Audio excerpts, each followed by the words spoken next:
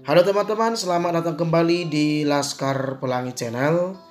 Teman-teman, video kali ini kita akan membahas latihan soal bahasa Indonesia bab 4 ya, meliuk dan menerjang buku bahasa Indonesia kelas 4 SD kurikulum Merdeka Belajar. Jadi soal ini membahas bab 4 ya, meliuk dan menerjang. Oke, langsung saja kita akan membahas latihan soal-soalnya ya.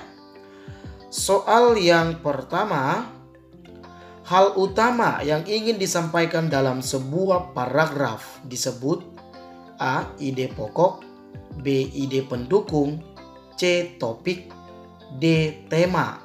Tentu jawaban yang benar adalah A. Disebut dengan ide pokok. Jadi ide pokok adalah hal utama atau ide pokok yang ingin disampaikan dalam sebuah paragraf. Kita lanjut ke soal yang kedua. Informasi tambahan yang menjelaskan ide pokok disebut A. Ide pokok, B. Ide pendukung, C. Topik, D. Tema. Tentu jawaban yang benar adalah B ya, ide pendukung. Jadi ide pendukung teman-teman adalah informasi tambahan yang akan menjelaskan ide pokok. Kemudian kita lanjut soal yang ketiga. Dalam KBBI, yaitu Kamus Besar Bahasa Indonesia, kata tari memiliki arti A. Memamerkan gerakan, B. Meliukkan badan, C. Gerakan badan yang berirama, D. Memainkan sesuatu di panggung. Tentu jawaban yang benar adalah C ya, gerakan badan yang berirama. Kemudian kita lanjut ke soal yang keempat.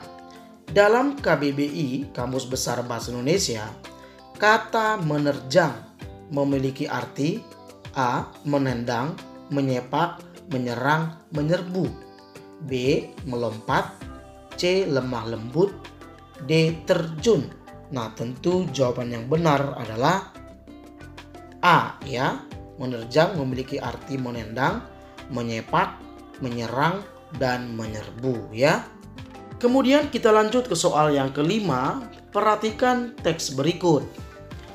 Desa kedua adalah desa Cempaka di Bali dengan tari baris. Tari ini dibawakan oleh laki-laki dewasa. Gerakannya menirukan pemuda gagah berani yang menerjang medan perang. Tari baris dibedakan menjadi dua berdasarkan jumlah penarinya. Tarian yang dibawakan seorang penari disebut tari jojor, sementara tarian yang dilakukan berkelompok disebut tari dadap. Pertanyaannya, ide pokok paragraf di atas adalah A. Desa Cempaka di Bali dengan tari baris, B. Tari baris dibedakan menjadi dua, C. Tari berkelompok disebut tari dadap, D. Tari menirukan pemuda gagah berani. Tentu jawaban yang benar adalah A ya, Desa Cempaka di Bali dengan tari baris. Kita lanjut soal yang keenam. Di bawah ini adalah contoh dari A. Denah, B. Poster, C. Majalah, D. Komik. Tentu jawaban yang benar adalah B ya, poster. Nah, jika kita lihat dari gambar, di sana ada gambar, kemudian ada kalimat yang mengajak. Nah, jika ada kalimat yang mengajak seperti kata mari, berarti gambar tersebut sudah merujuk kepada poster ya. Kemudian soal yang ketujuh.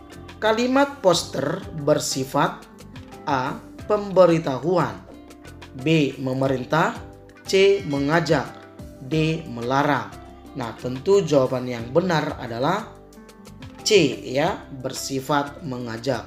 Jadi poster teman-teman biasanya memiliki gambar yang menarik, kemudian kalimat yang menarik, jelas, singkat, dan padat, dan kalimatnya bersifat mengajak ya. Kita lanjut teman-teman ke soal yang ke-8. Kalimat yang berusaha meyakinkan atau membujuk orang agar mau mengikuti isi atau pesan dari kalimat disebut A. argumentasi, B. deskripsi, C. persuasif, D. narasi. Tentu jawaban yang benar adalah C, ya, disebut persuasif. Kita lanjut lagi ke soal yang ke-9. Kalimat persuasif sering kita jumpai pada sebuah A. koran, B. majalah, C. komik, D. iklan. Nah, tentu jawaban yang benar adalah D. iklan, ya.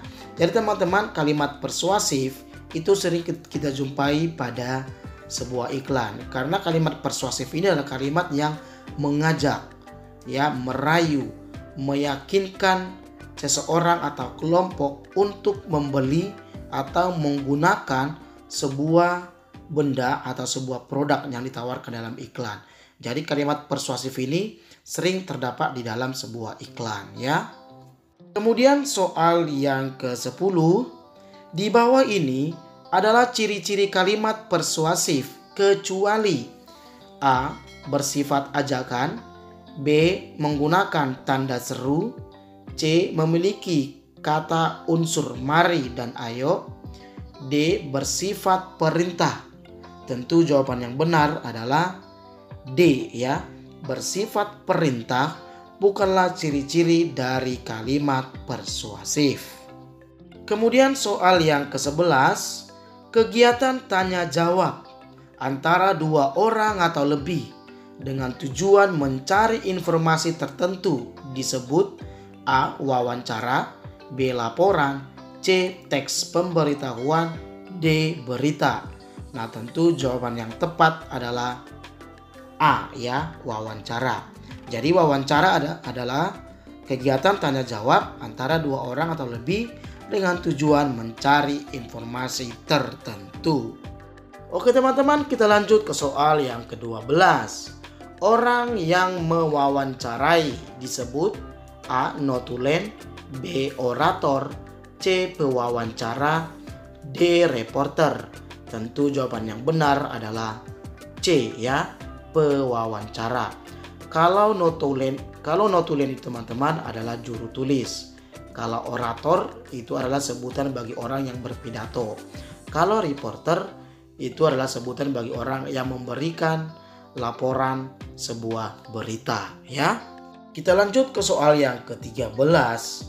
Orang yang memberikan informasi saat diwawancarai disebut A. reporter, B. orator, C. relawan, D. narasumber. Tentu jawaban yang benar adalah D, ya, narasumber. Kita lanjut ke soal yang ke-14.